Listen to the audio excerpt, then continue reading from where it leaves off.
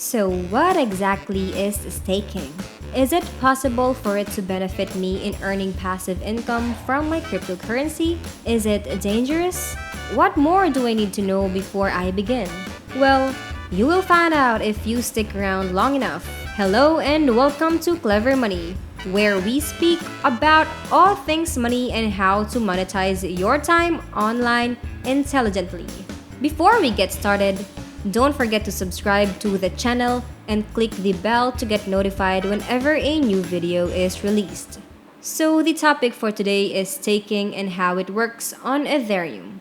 But before we get into staking, let us take a look at the problem that staking is attempting to solve. Bitcoin and other decentralized cryptocurrencies promise to allow anyone to send money digitally without the need for a central authority. Mining was once the only way to manage a blockchain. Mining is a type of competition in which powerful computers attempt to predict the answer to a mathematical problem.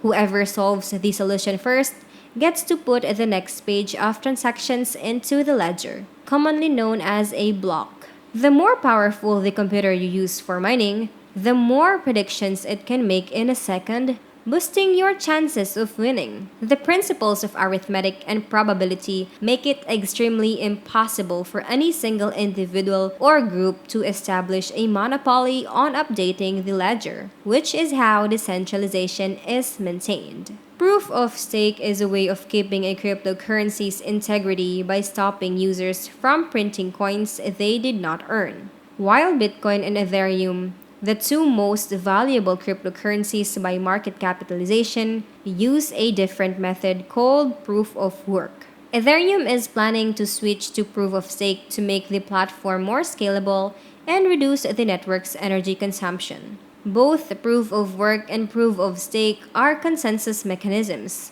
the means by which a blockchain maintains its integrity. This is a tough topic, especially with online currencies that lack a central authority such as a bank or a government to keep track of how much money each user has, how they spend it, and who they pay.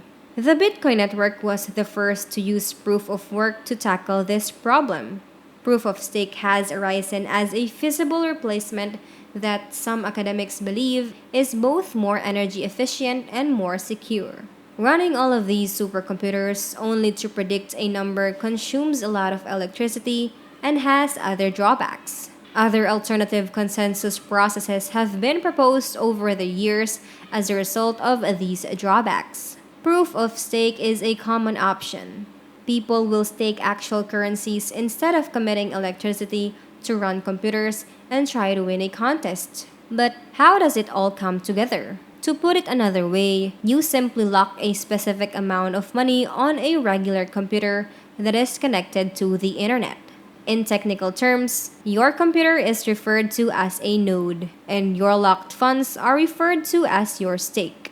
Once you have placed your stake, you will be able to vote on which node will forge the next block. Stakers, on the other hand, forge blocks rather than mining them. The winner of this challenge is determined by a number of factors, including the amount of money staked, the length of time the coins have been staked, and randomization to ensure that no single entity gains a monopoly on forging.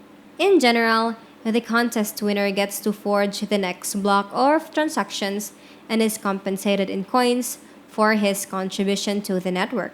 It is crucial to remember that proof of stake is used by several coins, including Tezos, Cosmos, and Cardano, and each coin has its own set of rules for calculating and distributing rewards. Up until 2020, Ethereum's blockchain was solely based on proof of work. However, in December 2020, a second blockchain called Beacon Chain was launched that incorporates proof of stake. This is also known as Ethereum 2.0, and it coexists with Ethereum 1.0. To become a validator for Ethereum 2.0, you must first secure 32 Ether as a collateral, which will earn you staking rewards. Because you can't lock up more than 32 Ether on a single node, you may simply set up numerous nodes with 32 Ether each to enhance your return. Ethereum 2.0 will be fully deployed in a few years and will integrate with Ethereum 1.0.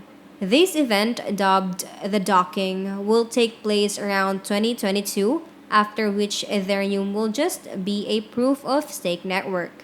You will be able to withdraw your staked Ether and prizes only after the docking has occurred. You are undoubtedly wondering how much Ether you'll get in return. Each validator who takes in part in the forging of a block in Ethereum 2.0 receives a share of the freshly minted Ether when it is generated. The lesser the proportion of the reward, the more validators the network has. For example, if 1 million ETH is staked, the maximum annual payout for each staker might be 18.10%.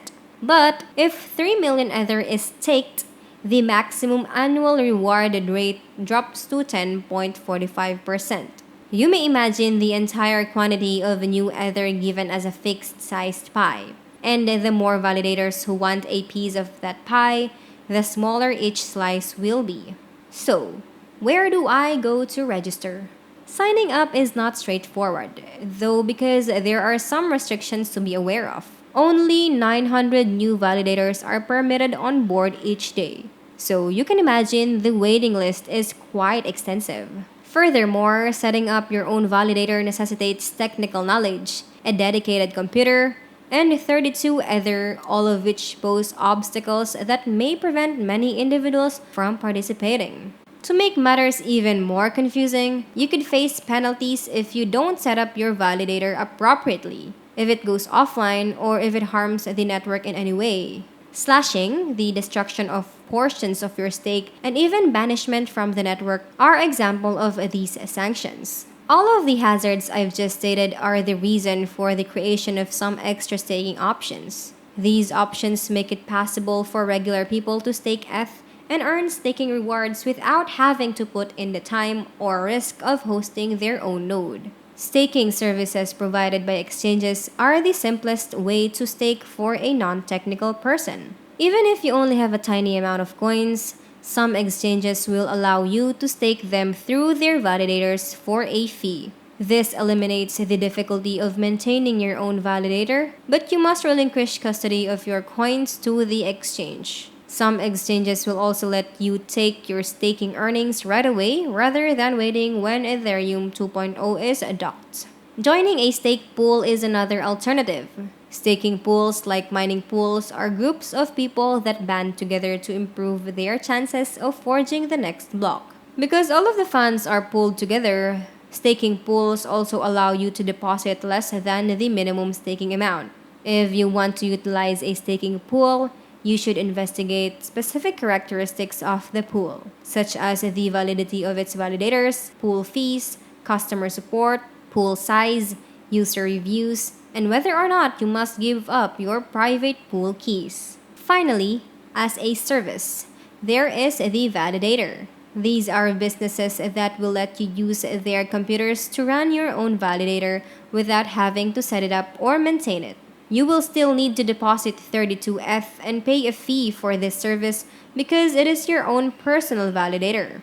This solution is appealing since it is simple to set up and does not require you to hand over the management of your money to a third party. You might still have some concerns. If that is the case, simply leave them in the comments box. Finally, if you enjoyed what you saw in this video, don't forget to hit the like button, subscribe to the channel, and click the bell to be notified when new videos are released. Thank you everybody for coming today, and I will see you soon, so stay safe out there.